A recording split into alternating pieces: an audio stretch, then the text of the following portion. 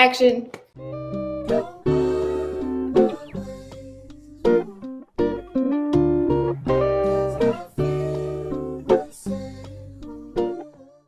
Hello, welcome to What Do You Need to Start? Today we are here with our special guest. Hi, I'm Jim McFarland. Hello, Jim. Just tell us a little bit about yourself. I can do that. I'm a native of West Michigan.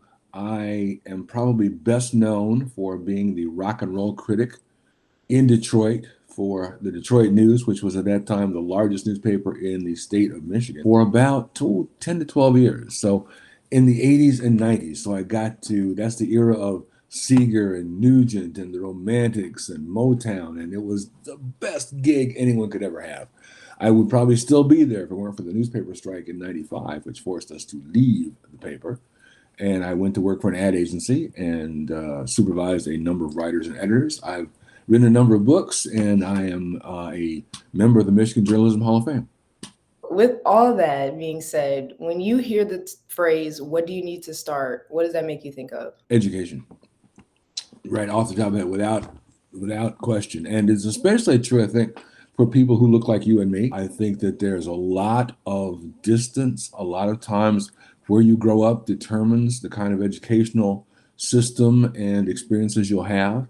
And a lot of times in bigger cities, that's dangerous. I mean, having lived in Detroit most of my adult life, I've seen what schools can and cannot do. It all depends on how much money you have in the city, how much money is devoted from property taxes and other places to education. So, with your answer of what do you need to start making you think of education, Hmm. how has education played in your roles in like your journey in life? I was so blessed. In fact, it's a book I've wanted to write for years and years. Every time I start writing it, someone else pays me money to write their book, so my book goes on hold. I'm not paying myself, so My parents were domestics. They worked for the president of the bank in a very small town, Spring Lake, Michigan, where nature smiles for 7 miles. And I was the only child of color in my whole school system. I was the only black kid in town. Fortunately, my precociousness was recognized at a young age. I didn't know I was smart because how do you know you're smart when you're 5 years old? But I skipped a grade. The teachers thought enough of my potential that I moved. I skipped first grade and went to second grade from kindergarten. And that was an inspiration to say, hey, I might have something here. Maybe I'm smarter than I think. But if you don't have that experience, if you don't have people like teachers, like administrators who see you for yourself as an individual and say, how can this person progress? How can we help them achieve their purpose, their best life? Sometimes lives, very intelligent, smart, gifted people. I won't say they go to waste, but they're not seen in the full potential, and that's a tragedy. I'm just happy because I got a great education. Again, being a person of color, Hope College in Holland, Michigan, needed me in the '70s more than I needed them because the government was saying, "You don't have any diversity on campus. You need, everybody's 6 foot tall and Dutch. Can you bring some people in that look like other people?" And since I was like 20 miles away from Holland, I'd never heard of the school, but I lived 20 miles away. They heard about me, and oh my goodness, they recruited me like I was an athlete. Please come to Hope. Please, we beg you. We'll give you money. We'll give you scholarship. Anything, please.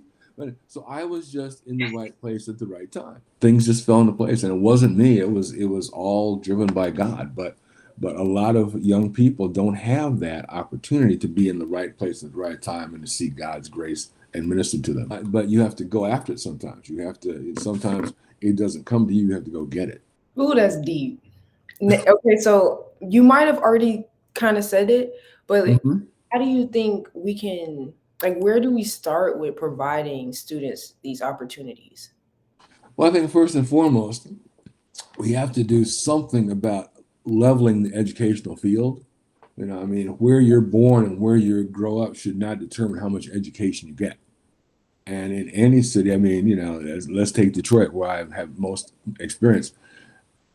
Downtown inner city Detroit does not have the same educational system as Bloomfield Hills or Rochester Hills or Birmingham, the suburbs around Detroit, because they have more money. It's as simple as that. They can charge more for property taxes. That money goes to schools, and they get better teachers and better administrators, and it goes well. And it's important too, I think, for parents and families to nurture and encourage young people to pursue the education, because a lot of times in a lot of households, black, white, and brown, people go, as long as the kids going to school, we don't care. And so, help them with their homework, be involved, ask them what they're doing in school, extracurricular activities. If they want to pursue athletics, cheer them on. Parenting is hard. Parenting is rough. Young people don't understand. Let's have babies. Okay, that's a that's a lifelong commitment, man. Just to having babies. But if you're going to have a child, know that God has given you a very precious, special thing, and you need to nurture that and develop it.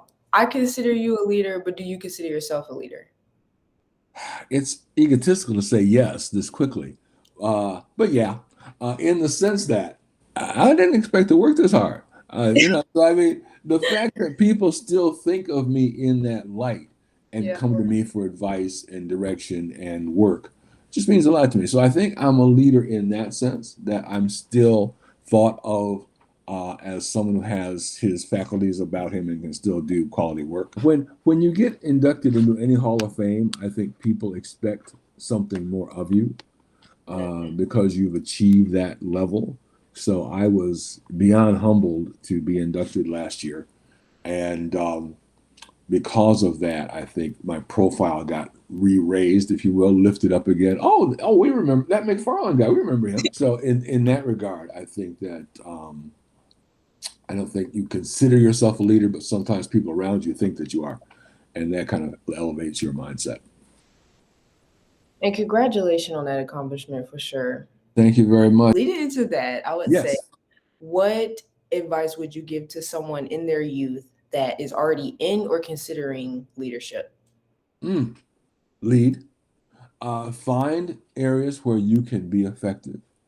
There are so many opportunities today for volunteerism, for involvement, for participation. Find those things that warm your heart, that stir your soul, that incite your brain, and do those things. They're out there. It requires sometimes some investigation, some research. Find those things that you want to get involved in and do those things. Juggling schedules is hard. It will be the rest of your life. But you might as well start now, start young when you have energy and the mindset that says, I want to improve. So I would say just be open to opportunities. Don't turn down anything out of hand. At least investigate it. Sometimes, God will bring those opportunities to you, and your first response might be, I don't want to do that. But give it some thought, give it some prayer, figure out how it can integrate into your life, and then make that happen. And you might be right. You might find out this is not for me, but you'll never know if you don't try. So openness, I think, is the most important quality you can have. Just be aware of, be sensitive to people coming to you, opportunities coming to you, and say, ooh, I will try that. And if I don't like it, I will walk away. There's no such thing as, it's not permanent. You're not invested in everything. But once you get in, stay in. Okay, anybody, any age in leadership, what advice do you have for them? Don't be, I can't say that. Let me try again. Be open, be aware. A lot of times in leadership, we take ourselves too seriously. We think that our opinion is the only opinion. We don't open our minds up to other avenues, other resources, other opinions. It's all about ego or lack of same. You've been put in this position of leadership for a reason, but don't think because you're there, all other opinions, all other voices have no merit. It's very hard to open yourself up. When you have the path, when you think this, well, look at our political scene these days.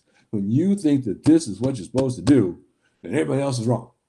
And you are so committed to being on this path that no one else can, because if you have a better idea, you might shake up my whole system. So I'm not listening to anybody else. I'm just doing what I want to do. Well, that's not leadership. That's just egotism. What you need to do is be aware of other voices, other ideas, and see how they can integrate into the path you already have. And if you can do that, then you're truly a leader. For anyone that's viewing, anyone in our audience, is there anything you'd like to, any notes, messages, any last things you have for our interview today? I think that approaching life with a sense of humor is important because there are so many things these days that can bring you down. These are perilous, troublesome times, and I think it's very difficult to maintain a sense of humor, to see things in an upbeat, amusing light. But it's good for your soul. It's good to know that God's in control, and that what we see now are things that people have seen throughout history. There have always been conflicts. There have always been diseases. There's always been war and rumors of war, but we are still here, and we need to do what we can to make life better for ourselves and for others. Others first, ourselves second. Being an ex-stand-up comic helps a lot, and listening to comedy. I would encourage everybody to find something online, listen to some kind of comedy every day, because comedians have this wonderful way of looking at the worst possible situations and finding the lighter side of them. That will help your heart and your mind and your soul, just to maintain a level of, it's not funny when I look at it, but look at it like this. Okay, I can smile a little bit about that. We need to find a way to keep our psyche in check. This concludes this episode of What Do You Need to Start? Thank you so much, you all, for watching and joining us. And definitely stay tuned for our next episode. Bye. Bye.